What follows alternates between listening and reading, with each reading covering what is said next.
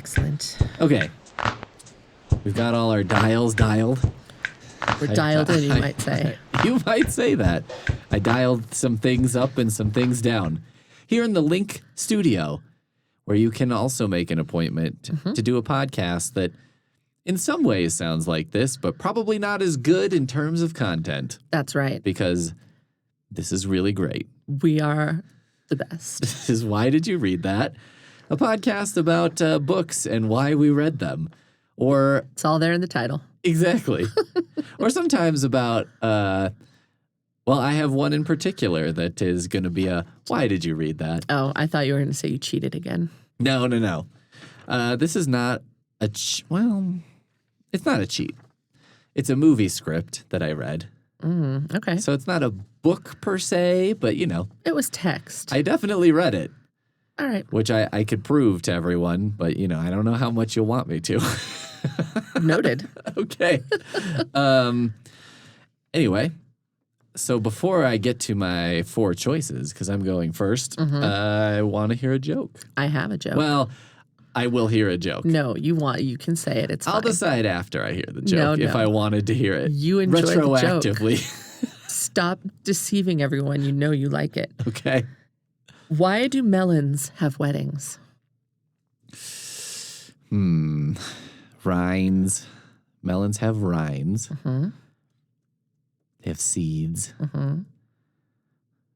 Matrimony. I don't know. Because they cantaloupe. Oof. They cantaloupe. I got it. Cantaloupe. You just did to me. I do this to my spouse sometimes. I say a joke and it's not good and she doesn't like it.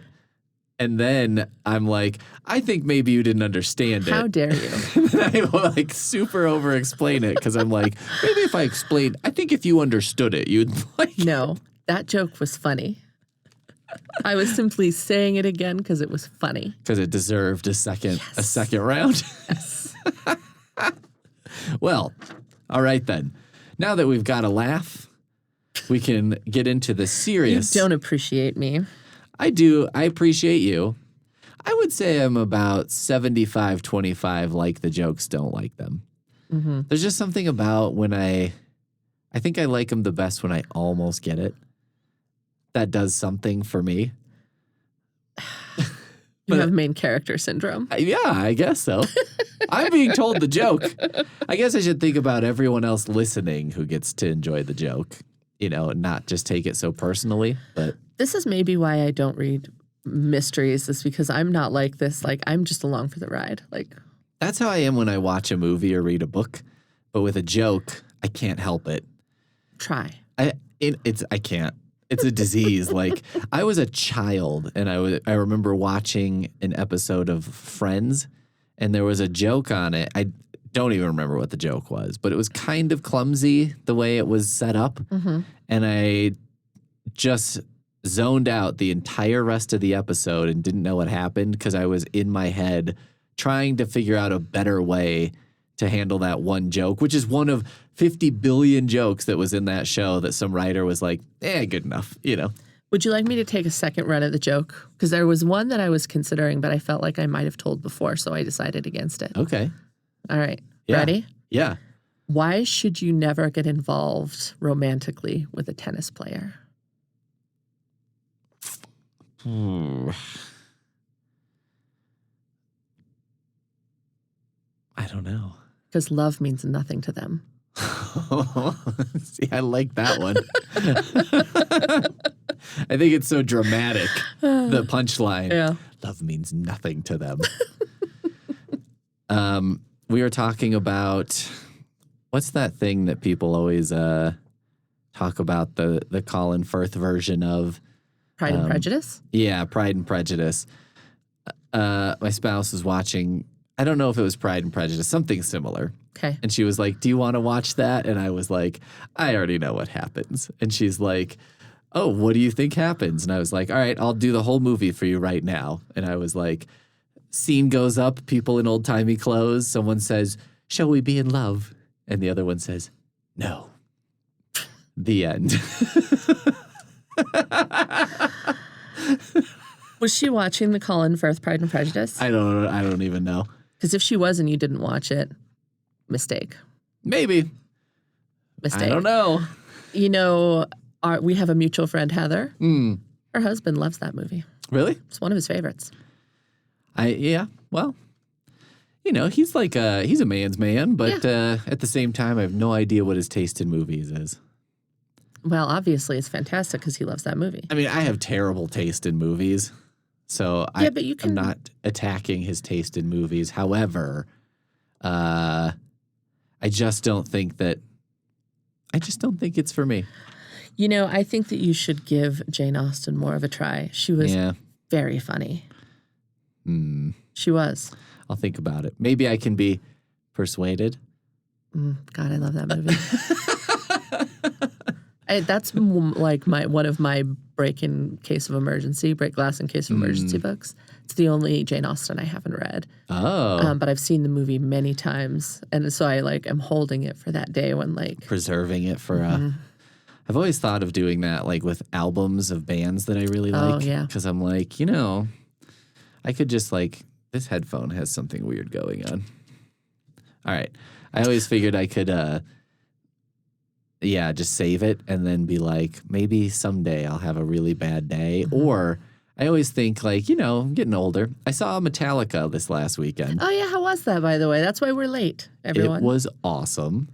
But, they're all in their 60s. Yeah. There's a point in the show where the lead singer / guitar player and drummer take a break. And the lead guitar and bass player do a little something. And it's kind of funny because it's they do a, I don't know, 3 or 4 minute jam or something like that to give the other guys a break. And I'm sort of like, you guys could just take a break. You're 60 years old.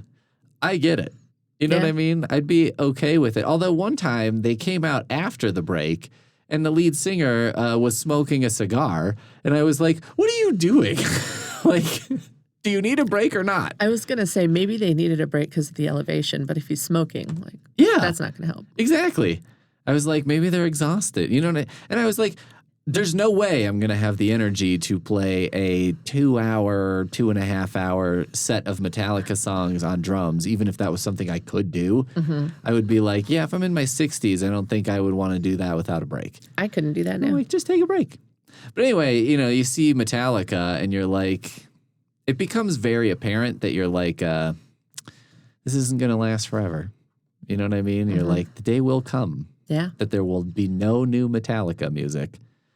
And, it'll be sad. While you're spreading a little bit of depression, can I pass a little on to you? Sure. So we are recording this on July 2nd. Yeah.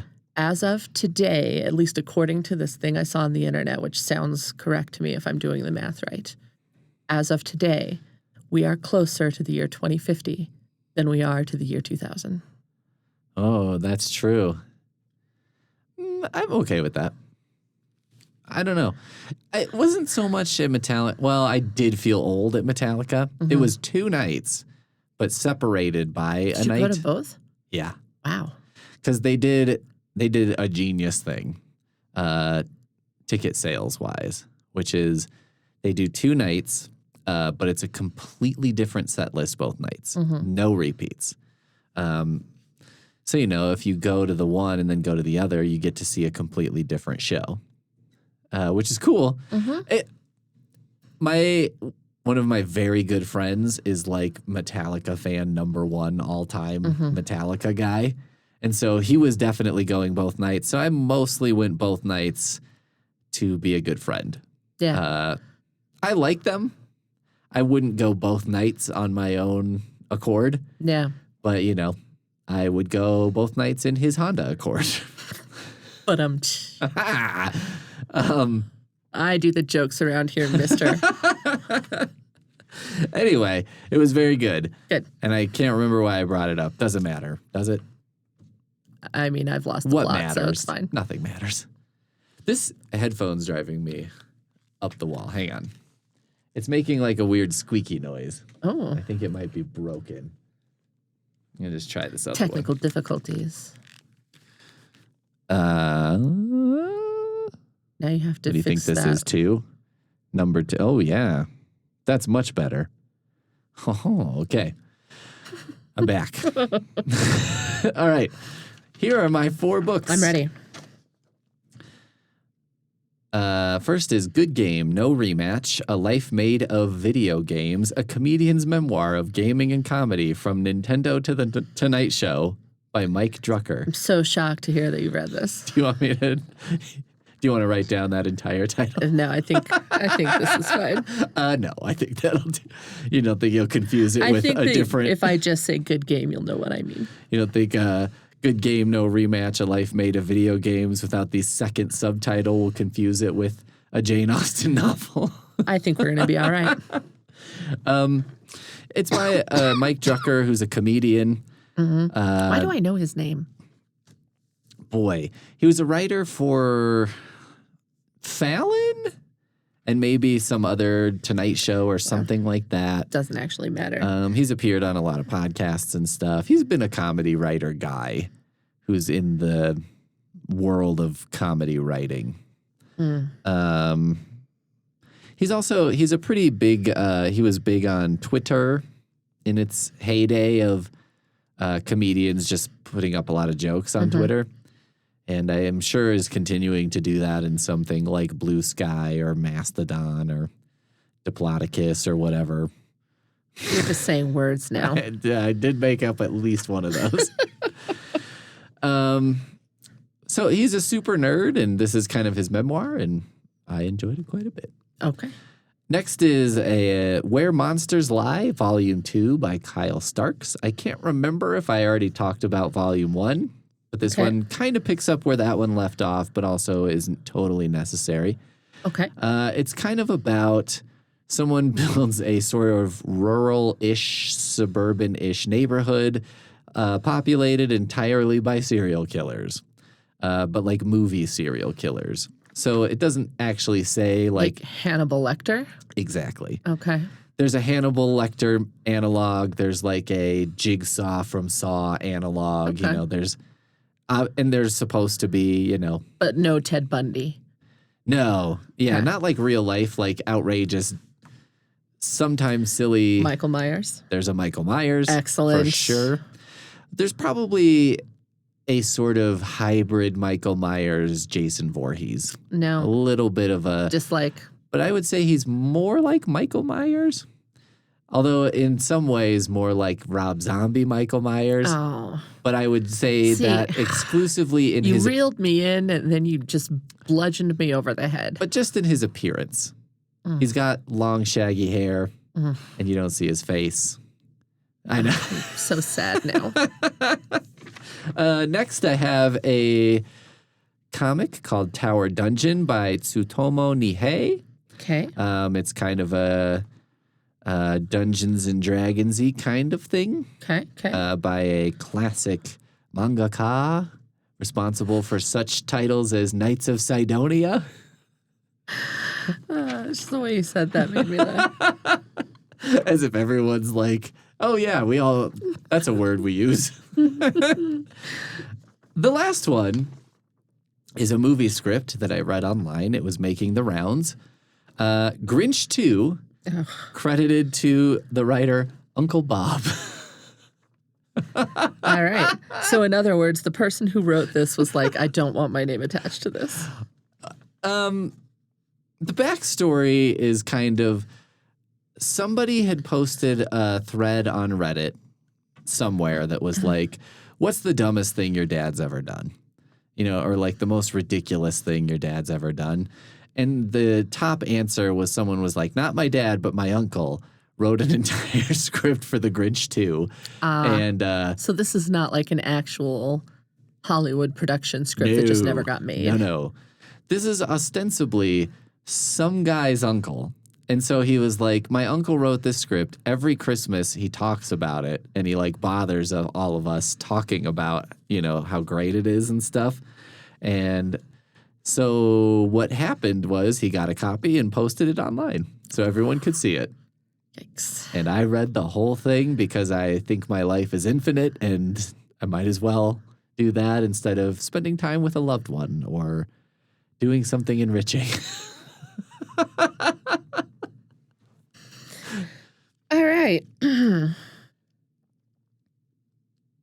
Let's start with good game, no rematch. Okay. I'm trying to decide which source of sadness is going to be at the top of my list, or if I just avoid the sadness entirely. Yeah, I understand. Okay, so good game, no rematch. It's kind of a memoir by Mike Drucker, who is very, very funny. He's done a lot of comedy writing for like Late Show and stuff, and he actually had a job doing localization for Nintendo for a while. Okay. One of the games I know he worked on a lot was a game called Kid Icarus Uprising. I remember the Kid Icarus games. Yeah. So as games have developed, especially more recently, we all laughed about back in the day the sort of the very rough translation of many games. All your base are belong to me or something like that. Exactly. Yeah. I remember finishing Ghosts and Goblins on Nintendo, and it's like, thank you for your play. You're a hero most courageous, and it's like, it's maddening because it's such a long, hard game. Yeah. And then you're like, that's it? Like you couldn't, anyway. But Deep breath, Peter, deep breath. we all have to be forgiving because we have to remember that it was like, well, at that time, you couldn't just email somebody in America and be like, does this make sense? You can type it into Google Translate and cross your fingers. And be like, if I put this in an American video game, will it make a young Pete throw a controller across the room? And it couldn't be like, yes, it will. Yeah. Well, and I couldn't write that sentence in any kind of Japanese. So who am I to judge? I would have no idea what to put. Ikimasho. That means let's go. Okay. So maybe that's what I would do because I'd be like, ugh. But then when I had to spell it, I'd be like, uh-oh. Yeah, I mean, at least all your base are belong to us. I'm like, well, I know what they're trying to say. So he worked on like Kid Icarus Uprising, which was, so now they do put more time into localization, which is not just translation, but also a game like that has a lot of dialogue in it and a lot of jokes especially, because sometimes there are jokes that don't translate because we have zero cultural reference. I remember my brother spoke Arabic and he was in the Peace Corps in Morocco, and they would call you, like, if they thought you were dumb, a bucket, and so like if we just translated something there and it was like, that guy's a real bucket, it would be like, what? It wouldn't make any sense.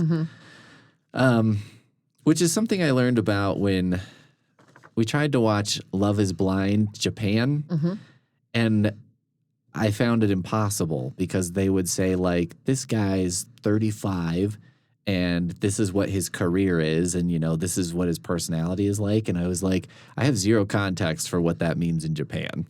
I'm like, he's a stand-up comedian. He's 35, and, this is what he's doing. And I'm like, is that awesome? Or is that like... Are we impressed? Because when it's here, and it's like a guy, and it's like, he's a finance bro who doesn't own dishes, I'm like, okay, I know what that means. But someone doing the same thing in Japan, I have no context. Yeah. So anyway, he would work with a Japanese interpreter to like rewrite jokes to be sort of carry on the spirit.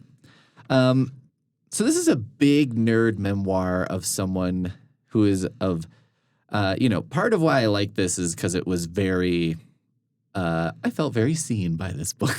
Okay. It was very much about growing up and being a huge nerd in like the probably late 80s, early 90s. He told some very funny stories about, it wasn't always easy with his parents. His dad was like a big sports guy, and, his dad wasn't like cruel about it, but just kind of didn't understand and couldn't relate. And, he was talking about like how he would usually bring a book when they went to a sports event, or he would bring his Game Boy or whatever. And he was like, but, you know, eventually my dad preferred that because he didn't, I would ask him questions that he didn't, you know how to answer. Like, why are the quarterbacks always the most handsome ones? Which he was like, which is still true, and I don't know why, but it seems like they're always handsome. It's because they don't get hit as much, probably. Maybe. I mean, seems very likely. No. But, you know. Says the person who doesn't watch sports, so. And it's kind of like, it borders on like, you know, you cringe for the guy because like he tells a story of being in like elementary school and there was a girl in his class that he liked. So he went to her house dressed up as Super Mario, but you know, the costume was really bad and like whatever. And her mom answered the door and was like, "Are you okay?" You know, like, because something was wrong. And he fully expected that this girl would know everything about Super Mario and that everybody was into that. And then he discovered like, oh, not everybody is into this, especially not as into it as I am. Yeah. So it's like a lot of fun anecdotes, you know, and very little of it is like really, really bad. Mm-hmm. And the way he tells the stories, he's very self-aware that he's unusual, you know, and a huge nerd. And, you know, there's only a couple stories in there that are kind of sad or melancholy or whatever, and they don't necessarily have to do with him being a nerd. They're just more about just life things. Yeah. And I just found it very entertaining. I listened to the audiobook, which I really liked. I think his style of narration is probably for some, to me, this is like probably a great litmus test of a book. If you're a person who's like, if you're a true nerd, this will sound like someone that you knew in your, you know, in your life, for sure. And it won't bother you. But if you have like a part of your brain that wants to stuff a nerd in a locker, you're not going to be able to listen to it. It's going to be a tough listen and maybe better to read than to listen to. Okay. But I think he does an awesome job because, you know, whenever the author reads the audiobook, you're like, ooh, this could be great. Yeah. Could be real bad. Mm-hmm. But I think he's got a very good sense of comedic timing and stuff like that. He's got some little bits about some different video games. He talks a little bit about the King's Quest games, which were... I remember playing King's Quest V, and I could not figure out how to get past the bear. Nobody can. Nobody can figure out those games. Everybody had at least one, and it was like, I couldn't figure out how to do this. I have recently watched some walkthroughs of those games where people are explaining how they work and stuff, and I can't remember which one it was, probably 3 or something. And there's a bridge in the game that you have to cross, I think, like 5 times total to finish the game. And if you cross it one unnecessary time, the bridge collapses and you will not be able to finish the game. So basically, if you make that is infuriating. It's bonkers. Because you're like, why would you do that? Yeah. And it's like, so you have to know everything you need to do on the other side of the bridge and when you need to do it. Because otherwise, like if you're just because a lot of those games, right, you wander around trying to figure out what you're supposed to do. Yeah. And so if you wandered unnecessarily over this bridge. Which I would 100% have done. You've ruined the game for yourself. You cannot finish the game, but you could still be playing for hours after that, not realizing that you've already lost. Thumbs down. Dead man walking. Thumbs down. Yeah. Also, it wouldn't matter because I would never even make it past the bear to get to the bridge. It's very bizarre, just like how impenetrable those games were. And I don't really know what the idea was there. I mean, in some ways, that's just what games used to be, right? Like, if you play the first Zelda, or especially the first Metroid,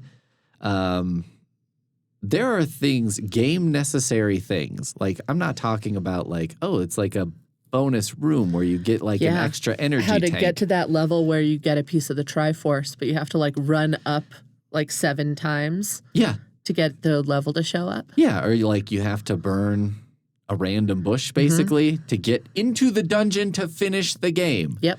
Like, you cannot finish the game without doing it. I mean, I remember when I was young, you would just buy a bunch of bombs and just start attacking walls. Blowing things up. Yeah. Just see what happens. Yep. Yeah, and so I think that was like a gameplay style of the time. It was the style at the time to just make impenetrable games. And I think the idea was like every kid has this game. And so then every different kid figures out something. And so if you kind of pool together, you might be able to get through it. Yeah.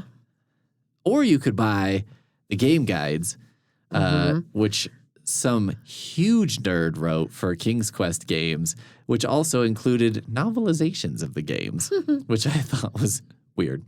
Anyway, super entertaining, lots of fun if you are a video game person.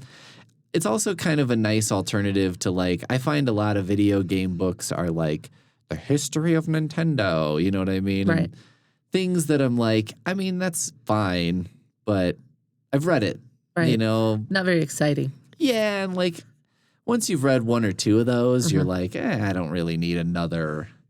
Or like it'll be the history of a specific game's development. And it's like, you know, some of them are interesting, but some of them are whatever. So I think this is better because it's kind of on the consumer end, but still has something to say about games or like how they've kind of played a part in his life. Cool. So that's Good Game, No Rematch, A Life Made of Video Games, a comedian's memoir of gaming and comedy from Nintendo to The Tonight Show. Not into the whole brevity thing. I guess not. This to me reads very much like a publisher thing because they were like, Good Game, No Rematch. Okay, that's the title.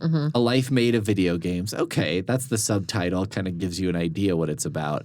But then they're like, well, let's put Nintendo and Tonight Show in there so people know a little bit about your journey. I was thinking it sounds like search engine optimization. Oh, maybe. Where it's like party favor, weddings, gag gift, too funny, 4 men. That's true. Like 19-inch, Yeah.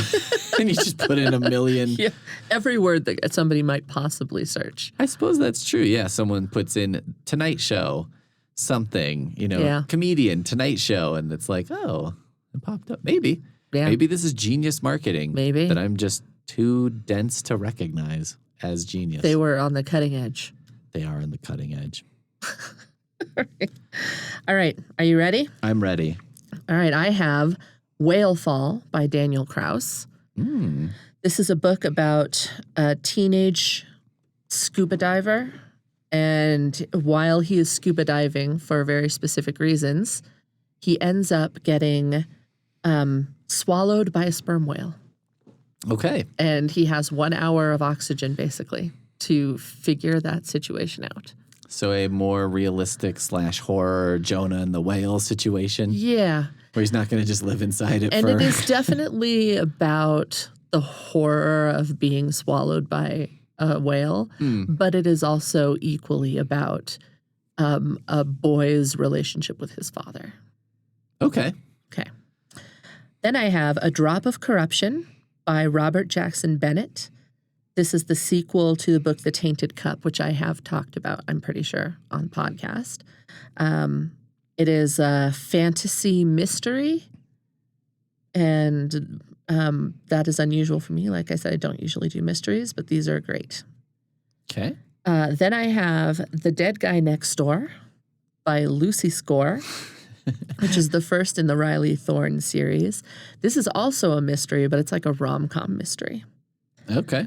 And then I have kind of a cookbook. It's called All I Think About Is Food by Mamrie Hart.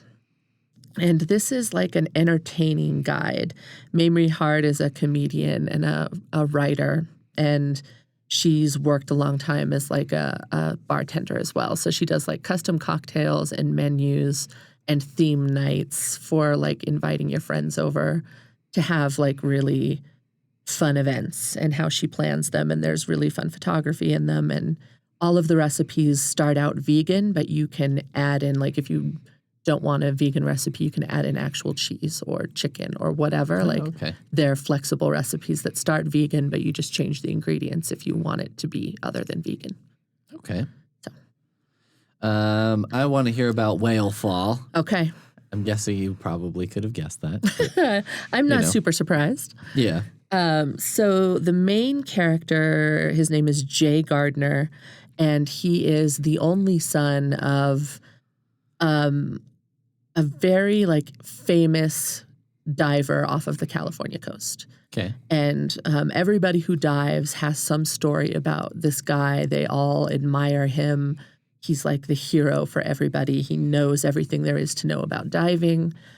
But when it comes to being a father of a son, he was a hard man. He was very strict. He had certain expectations, and he was fine with his daughters, but his relationship with his son was very, very contentious, to the degree where for at least the last year of his life, his son was living with friends. He ended up leaving the home for reasons that you don't immediately know, but eventually come to learn.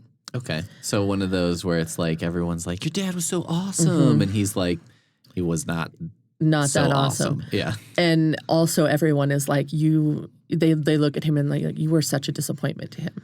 In addition to he was such a hero, it was why are you such a disappointment? Oh, yeah. Oh, yeah. That's even worse. So super complicated father-son relationship. His father was, he was diagnosed with mesothelioma, which was a result of his diving. It was related to a diving job that he got. Okay. And he ends up dying of this disease, and he dies without ever reconnecting with his son after they have this big blowout argument. So, and everyone's all he wanted at the end was to talk to you, Jay. All he wanted was to talk to you, and you couldn't even come and see him. So, He never did anything wrong. You're all wrong. Mm-hmm. Yeah. So the way that his dad finally dies is he's getting worse and worse and worse, and he goes out with his best friend on this little boat to go fishing.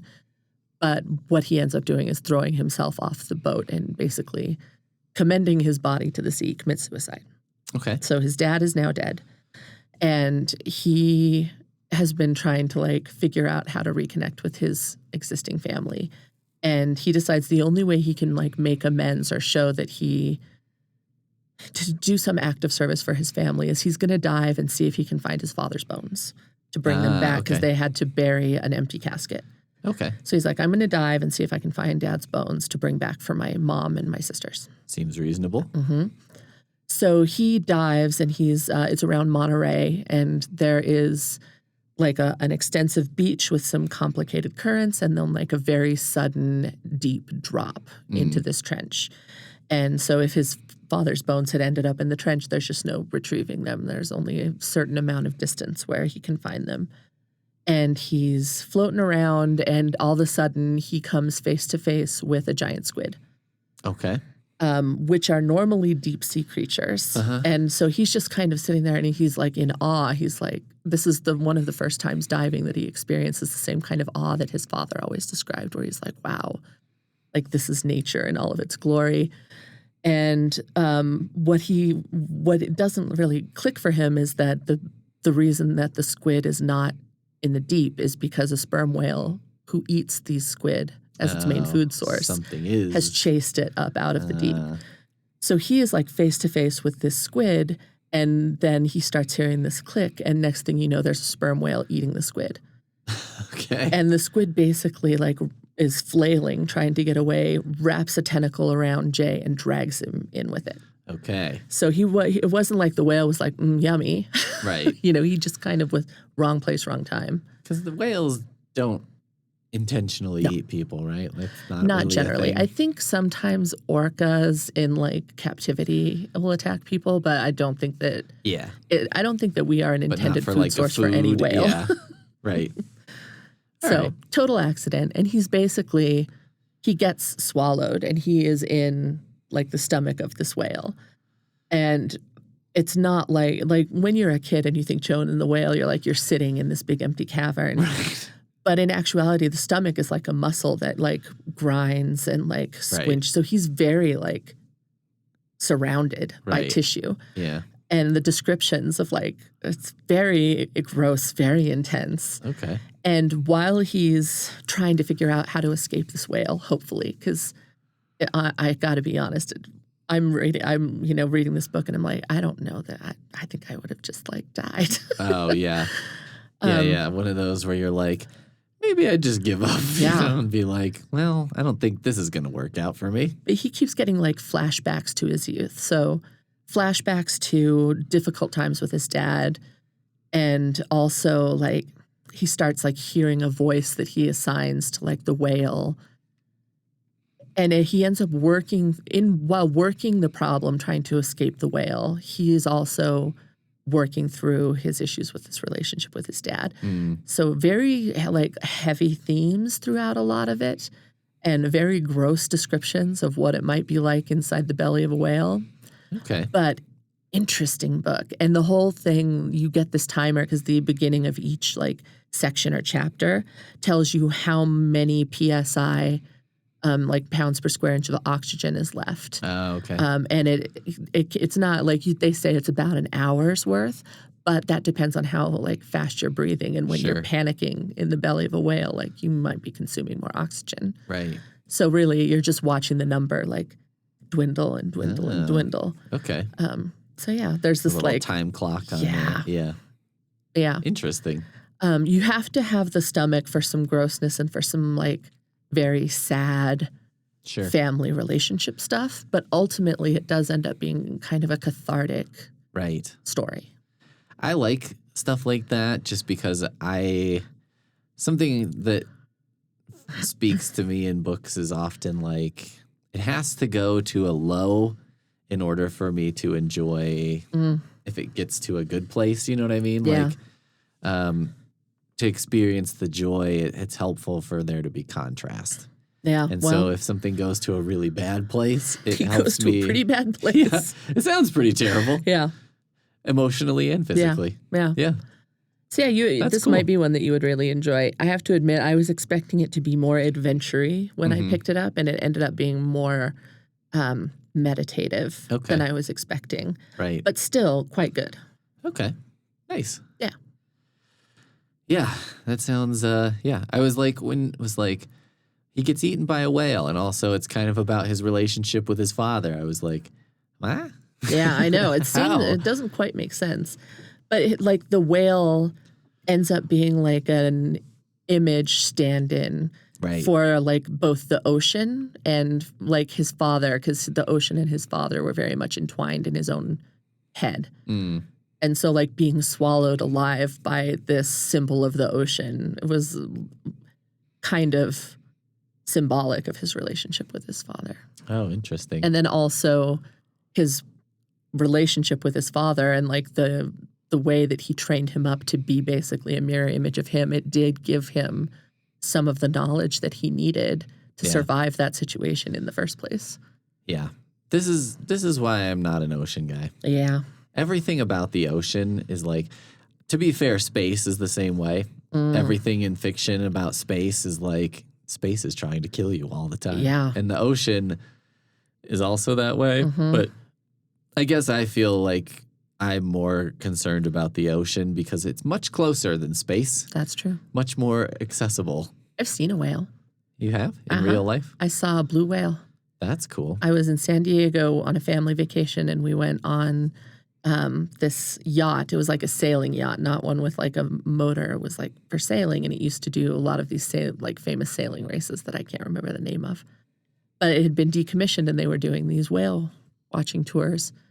And we went out, and there was a blue whale and a calf. And so we had to turn all of the engines off and be very still because the rules are super strict about baby whales. Nice. Yeah. You can't really see them. All you see is like this section of back as it's like diving. It kind of, it's just this constantly moving section of back. That's cool. Really all that you can see. But it was pretty impressive. And then you can see like the blowhole mist and everything. It's kind of funny too how in the book it's like, the whale ate him, but you're like, I'm mostly mad at the squid. Yeah. Because you're like, that was unnecessary, sir. But also, that like, didn't you help kind you. of get it. Like, if you're being eaten and you're, like, trying to grab on something to keep from being sucked down the gullet of a whale. Like, Maybe.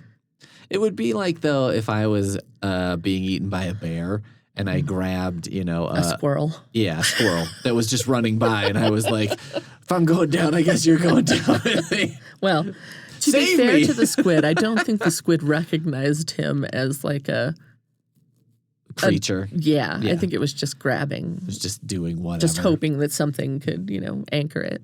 Yeah, fair enough. Yeah. It would just be, that feels like something that would happen to me. And then I'm like, just my luck, Yeah. And it's like, this didn't help anyone. This whale didn't want to eat me anyway, but here I am. Here we are. Yeah. Thanks a lot. It does make me wonder, I'm like, has this happened to somebody? Because I don't think in reality, I would be very surprised if someone could escape that. Especially after having listened to the book and like thought about it. Unless I guess like a whale, I have no idea about whale biology. Like if they can disgorge something. They have like multiple stomachs. Yeah. Yeah, I don't know. I didn't know could before. Be eaten by a whale and somehow be not killed. I mean, you can't see. This is we're off the rails. This just real quick. Whales will throw up if you can give them indigestion, but they also dive deeper than we can survive. Oh, so and they can be underwater and and hold their breath for an hour more. Right. So, like, you don't want to make it throw up when you're deep ocean, and the only thing that's helping with the pressure at all is the support of its musculature. Right. If it vomits you out, you just turn into those poor sods from that submersible at the Titanic. Oh yeah, on that thing, that Horrific. Xbox controller submarine. Thing. Yeah. Ew, yeah. Yeah. No one wants that. That was bad. No. No. So anyway. All right, friend. I'm kind of curious about where Monsters Lie Volume 2, but you made me sad that it has the inferior Michael Myers. I don't want to like pitch it as, I think what they were doing was kind of trying to make a Michael Myers type in a non-legally actionable way. Like you immediately recognize him as Michael Myers, and I would say he's more Michael Myers than Jason Voorhees. Also, I would say I should hope so because they're very different. They are. They are. Yeah. They are. Michael Myers is the shape. He's just the one who's constantly around the corner and then see him out of the corner of your eye and then he disappears. He's just walking behind you. Jason Voorhees just stabs random pieces of furniture and you die. Yeah, I guess I was thinking like, I suppose they are more and less alike depending on which Friday the 13th and which Halloween we're talking about. Well, you know what I mean? Like you could find two that you're like, but those are probably the worst Halloween movies and the better Friday the 13th movies are the ones where they're the most similar. I think that's fair to say. Oh, yeah. Like when, I don't know, they're doing like Cult of the Thorn stuff. And I'm like, I don't know, guys. So anyway, now I'm sad, so I'm gonna pick Tower Dungeon. Okay. Tower Dungeon. So this is kind of your, in a lot of ways, it's like your basic princess gets captured by a wizard dragon man and taken to a Is she in another castle? I don't know. You'll have to Actually, I keep guess going. that's possible. Yeah. I'm just thinking of Mario. They Princess Peach is in another castle. Supposedly takes her to the top floor of a castle. The problem is now I'm thinking like, what if she's not actually in that castle? Sorry. How do they know she's in there? See, now I ruined everything. I mean, I'll be upset if I get to the end and it's like, that's the twist. And they're like, oh God. It's just Toad up on the top of, sorry. It's Who's just this me. mushroom head guy? And he's like, oh, she's not here. And it's like, what are you doing here? You just hung out here in case I got to the end of this castle Someone had to tell deliver me. the message. Don't kill the messenger. He couldn't have waited outside and told me before I went through the castle. It's cold out there. There's a breeze. It's much more comfortable. They built these castles with a vestibule, maybe, but So, wizard guy kidnaps princess? ? Takes her to the top of this giant dungeon that has 100 floors, and people are trying to rescue her. Top of a dungeon? Top of a dungeon. So it's a dungeon that starts on. It's not a subterranean dungeon. Okay. It's a vertically oriented. This seems like the antithesis of a dungeon. I guess so. But when they're I guess inside, tower dungeon. Yeah. All right. You forgot about the first of I did. 50% of the title. Okay. When they're inside, it's pretty dungeony. Okay. So basically, it's a group of people who are, I don't know, like army of medieval times or whatever, and they're trying to rescue this princess. And they're having a hard time doing it. And so they start recruiting people from surrounding villages and stuff. And they're like, all right, surrounding villages, you either need to send us, supplies of this amount or send us a guy. And so there's this surrounding village, and it's kind of, my understanding of it is that it's kind of a village of bumpkins, or it's very rural. Hobbits. Yeah, kind of. I mean, they're all human, but they're not cosmopolitan. Okay. And so they send this, they're all like, well, there's absolutely no way we could afford to send the amount of stuff we're supposed to send. So I guess we'll send this guy. And it's an obvious choice who they send. It's this guy named Yuva. He's like the only young guy in the village. And he's pleasant, but a little dopey. And turns out to be quite strong and durable. Like, they get him to the tower dungeon, and they're like, I guess we'll have these guys carry all the supplies. And he just picks up the entire supplies that was meant to be carried by 3 people and is like, fine carrying it. And they're all like, you're going to just carry that? And he's like, yeah, why? And they're like, okay. No reason. So they start trying to explore the dungeon, and they're like, well, we've gone up to like floor 12 or whatever, but every so often there's a monster or something, and they have to either figure out how to kill it or get around it or do something. And so they kind of go in the dungeon, put in their workday, and then come out of the dungeon and hang out in the village and just kind of do this from day to day. So they have to redo all of the parts that they already did? Well, sort of. Like, if they kill a monster on, let's say, like the 4th floor, it doesn't, like, come back. It's gone. So then getting up to the 5th floor is very easy. It doesn't take very long. But this does become an increasing problem as they get to, floor 40. And it's like, oh, so we have to climb 40 stories of stairs or whatever. Yeah. So anyway, that's kind of the basic way it goes. But what I found sort of that I liked about it is it's kind of a spare, minimal thing. Like, there's not a ton of dialogue. There's not a ton of exposition. And the drawings are also kind of more on the minimal side. But I liked it because I think there's been a lot of, which I don't dislike, but like the recent Dungeons and Dragons movie or a lot of comic book movies and stuff, there's a lot happening. There's a lot of characters. There's a lot of snappy jokes and dialogue, and, everybody's doing all this different stuff. Yeah. And this is a much more quiet book. And like, I think that makes the horror a little more effective because a monster kind of just emerges and it's weird and uncanny and like you don't fully understand even what it is for a little while.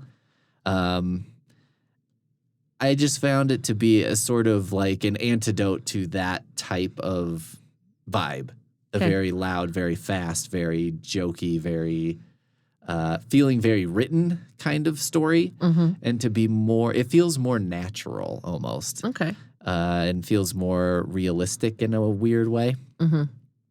So I found that very fun. I also think it's interesting in terms of I've read a lot of manga in the last year, and I think manga has a earned reputation for characters have big reactions and, things are overblown or overdramatic and they're screaming, they're in love, they're, Yeah. their drawings of them distort when they're having feelings, stuff like that. And this is like the opposite of that. This is like, that doesn't happen in this book. And so it just feels a lot more, I want to say slow paced, but not slow paced in the way that like maybe a late 70s, early 80s movie is. Right. Where it's like you get to know the characters. Right. It takes a little time. It has some room to breathe. Yeah, it spends time doing things that you ultimately enjoy. And it's not always advancing the plot as much or as quickly. So anyway, I thought it was really great. I thought it was fun. I thought it was something that's easy to get into. Mm-hmm. I think it's easy, especially if you're somebody who's likes that kind of thing, but maybe manga hasn't been your thing. Right. I think this one's a pretty easy one to get into. So is this like a continuing series or is it done? Yeah. Okay. It's continuing. I believe it's not quite done in Japan. The first volume is coming out in the States in mid-July. Okay. So, like, if you're a huge nerd who is willing to read an entire comic book using Google Translate on your phone, maybe who are we talking about anyone in particular? This is purely hypothetical. If you're that person, you've perhaps read this volume already. But if you're not that person, fortunately, this book finally has been picked up by an American publisher, and it's supposed to hit the shelves in mid-July. Okay. So you could get right in line for this right now and be, I think, probably first in line. I don't know if there's any holds on it or anything. I'm not even sure if I knew it was coming out, so I'm sending myself an email right now to make sure that we get it. We do have it. It's in the catalog. Yep. Then I have done my job, I'm pleased to say. You already did it. Past Meagan has done the work. She's on the ball. She was really on top of this one. Good job, Meagan. I looked in the catalog and it was in there and I was like, that's awesome. Because I was prepared to talk about a thing that people couldn't read. And I was like, I don't have to. I knew the whole time. I was just testing you. Okay. So confident now.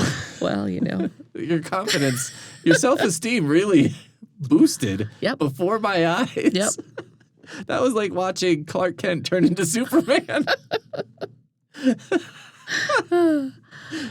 So anyway, that's Tower Dungeon. Okay. I think it's good. I think it's I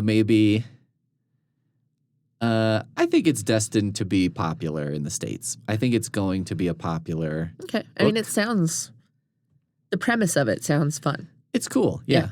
It is fun, and I think the characters are fun. I think the setup is fun. Mm-hmm. It's simple enough that you can understand what's going on. Yeah.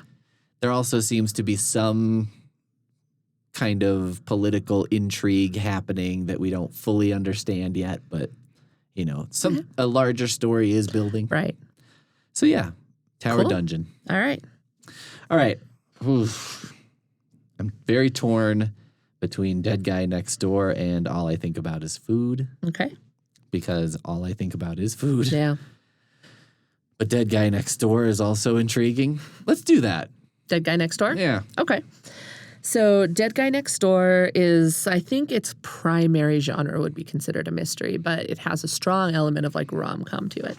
All right. So you've got your main character whose name is Riley Thorne, and she comes from a long line of like mystical hippie types, right? Okay. So like her sister does like tarot card readings and yoga, and like she has like this ability to smell specific things, and like so she has these abilities. And her mom is like her powers are like more divination, like fortune telling and tarot readings and all of that now, stuff. are these like in the book?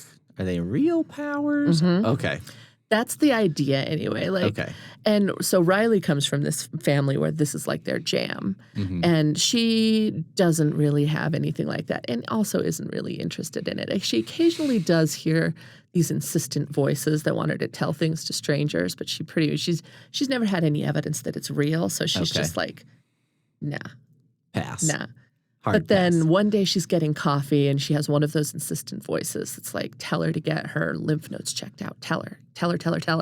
So she's like, your great grandma Ida or whoever wants you to get your lymph nodes checked out. And then like runs like, great, now I can never go back to this coffee shop. Thanks a lot. Yeah, I'd probably wait outside and Yeah. follow the person a couple blocks so that I could be like, Well, she was the barista. Oh, yeah. So, Yep. yeah. Ruined. Yep.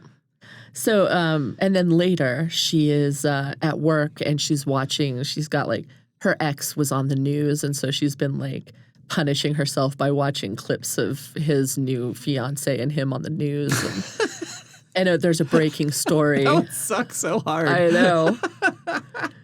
There's a breaking story about how like this girl had a stranger approach her in the coffee shop and they managed to catch her like her whatever cancer early enough that it's very, very treatable. And she just wanted to like say thank you or whatever. And so now she's like, well, this is the first time I've gotten any indication that this is real. And so now I kind of have to deal with it. Right. She also has a vision of her neighbor getting shot in the head. Oh, okay. And so she's like, well, now I have to treat this as real too. Boy. Yeah. And so she goes to the police and she's like,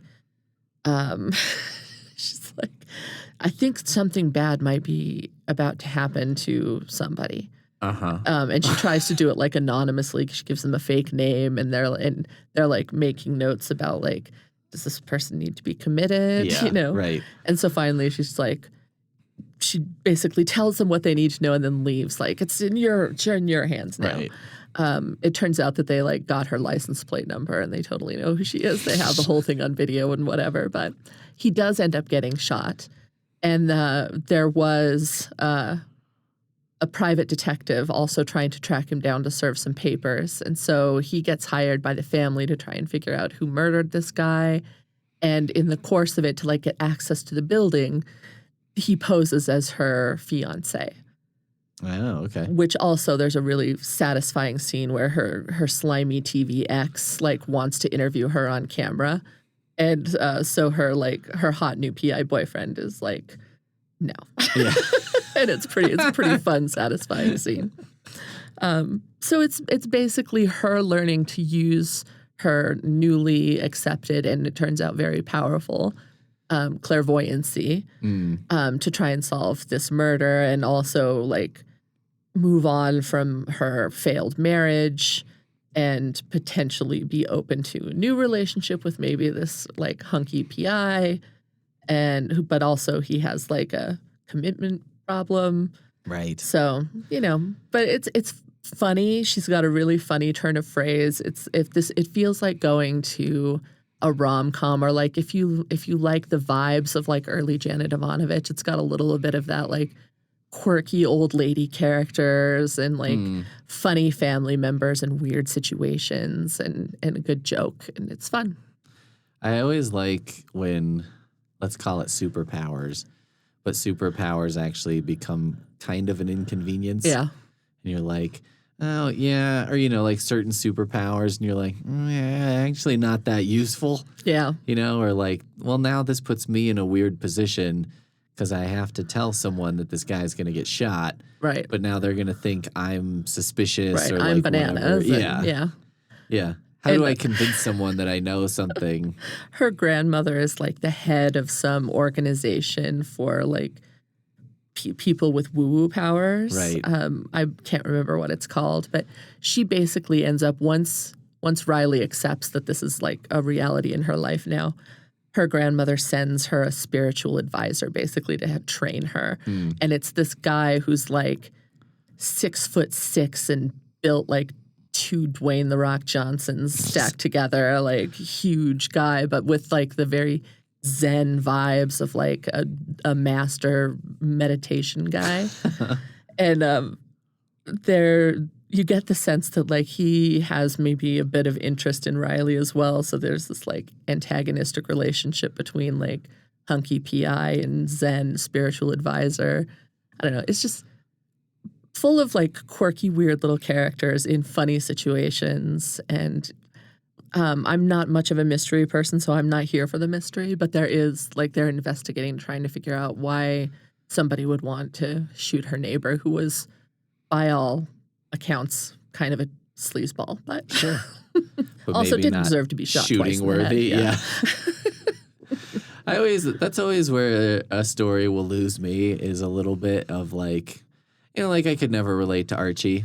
Mm-hmm. He's got like Betty and Veronica. Yeah. Like it's never been a problem in my life where I'm like, just got too many people pursuing me romantically. Yeah. You know what I mean? I don't think most people are that person. So do your remaining two. Quick. Okay, we have to go really fast. That sounds great. Yeah. We're Monsters Live Volume 2 by Kyle Starks. This is where there's basically a neighborhood populated by serial killers like from the movies and stuff like that. And Volume 2 kind of gets into a guy who got involved with this sort of by accident, and now he's trying to hunt down these various enclaves because, these are bad guys. Yeah. Grinch 2 by Uncle Bob. Basically, I explained it already. It's somebody's weird uncle wrote an entire script, did write an entire script.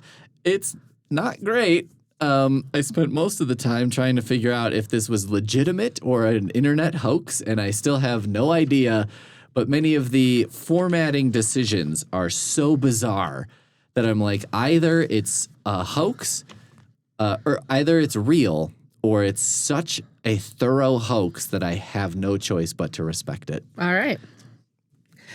So the two that I didn't discuss were A Drop of Corruption by Robert Jackson Bennett. It's a sequel to The Tainted Cup. I would say start with The Tainted Cup. It's a really kind of intricate mystery series, and this is a continuation of those characters and that storyline. I think it'll be better if you start with the first. So I would start there. And then All I Think About Is Food by Mamrie Hart. This is, even if you don't want to cook anything out of it, like it's a very stylish book. It's got great photography. And she does these little like vignettes and stories, and she put a lot of time into, filming tablescapes and stuff like that. So, and like I said, all of the recipes start vegan, but they're flexible, so you can make them whatever you want to make them. She cooks a lot of meat for friends and family, so I really like that aspect of it. She starts, where you can make it as vegan friendly for your friends as you want, or if you're an avowed carnivore, you can add all the meat you want to, and the recipe will still work. Nice. Yeah. Starts vegan, can be adapted instead of the other way around. Yeah. I like, also it's got painted edges. Yes, it does. It has a nice sprayed edge for everybody who loves that. All right. We have to go. Yes. But thank you all for listening. Yep. We'll be back in like a month. About a month or so. I won't have a Metallica show. Yeah. Probably a little two. less than a month because we were late this month. Yeah, but I will have far fewer Metallica shows. All right. We'll see you next time. Bye.